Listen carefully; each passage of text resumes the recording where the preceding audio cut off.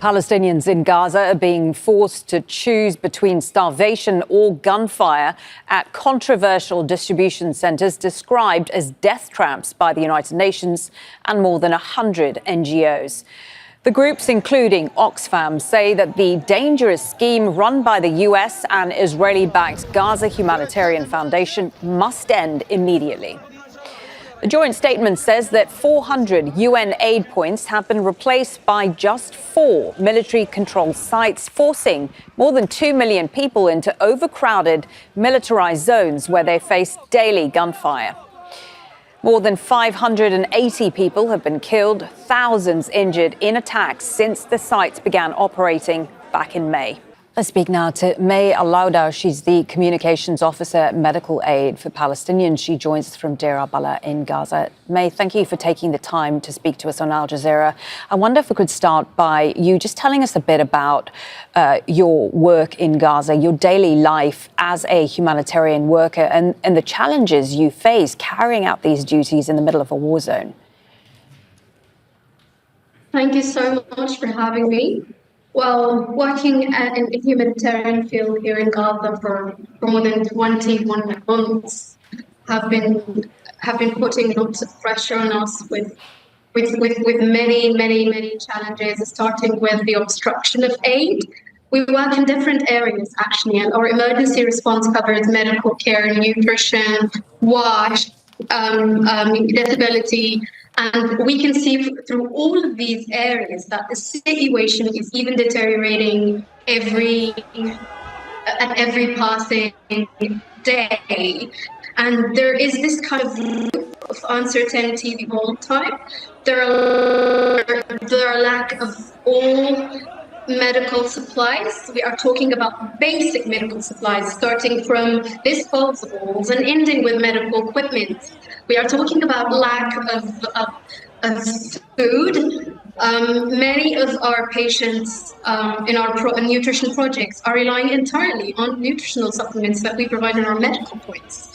The uncertainty continues even as in our personal encounters as people living in Gaza. Many of our colleagues have been forced to leave their homes, have been forced to actually think more about having access to water, having access to a place which is obviously a place where you can feel secure. But so the burden and the load on humanitarian entities in Gaza goes far and beyond just dealing with the situation, because the needs on the ground are way beyond our capacities, and right. We are trying to adapt as people themselves try to adapt, but even those alternatives and adaptation is not helping with all of these uncertainties forced by the Israeli army. The sound connection to you is not perfect, but we're just going to plow on for a little while and see how we do. Your charity provides healthcare for many of the displaced people in Gaza. You mentioned the nutritional aspect. I mean, is that the most pressing in terms of medical issues right now?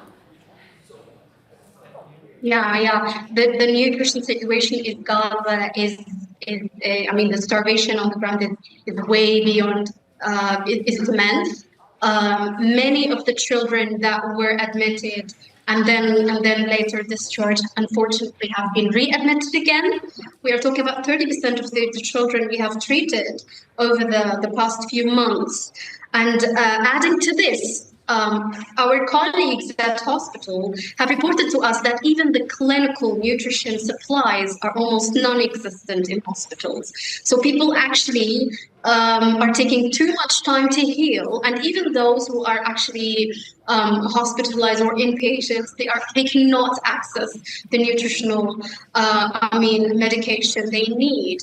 And not only this, adding to this, actually, the neonates, the baby formula. I know that you have covered this earlier. The baby formula, the clinical therapeutic milk is in Nasser Medical Complex, for example, is almost non-existent, and we are expected, unfortunately, to witness more children to die if the situation continues as it is, and if aid is still obstructed by the Israeli forces.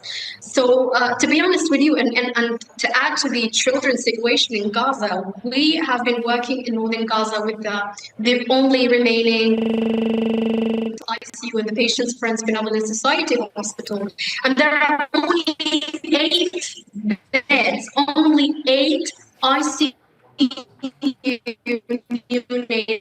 beds that's supposed. Our colleagues and partners there are trying to adapt, but you can literally put more than one baby in one bed, and even if you do that, you are forced to tell a parent that you cannot help them. And this is the struggle that we suffer here as humanitarians. We have came to a place in which we can tell people that we can't help you. And to give you an example, the past few weeks, with a huge lack of fuel, we were forced to minimize our operations in water trucking, and people had less access to safe drinking water.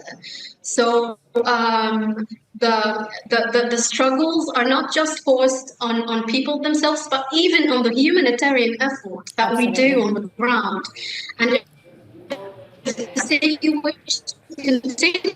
Mai, I'm afraid we're going to have to leave it there, unfortunately, because the sound connection is just not good enough. But we got the gist of what Mai was saying there, and no doubt medical staff in Gaza, you could argue, have the most challenging jobs because they don't have the luxury of stopping to work even when the bombs are falling. Mai, thank you so much for taking the time to speak to us here on Al Jazeera. Mai Elawawda, Communications Officer at Medical Aid for Palestinians, speaking to us there from Deir al-Balah. Don't miss out. Get the full picture. Subscribe to Al Jazeera for reliable news and expert insights. Like, share, stay ahead.